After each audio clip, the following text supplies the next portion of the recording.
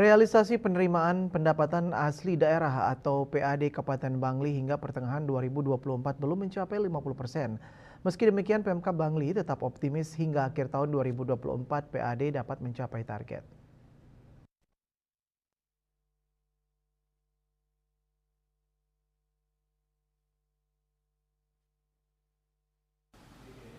Kepala Badan Keuangan Pendapatan dan Aset Daerah Kabupaten Bangli, Dewa Bagus Riana menyebutkan dalam APBD Induk 2024 Pemkab Bangli memasang target PAD sebesar 267 miliar.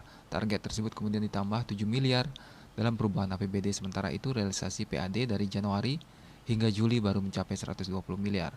Riana mengungkapkan beberapa faktor yang menyebabkan realisasi PAD belum mencapai 50%.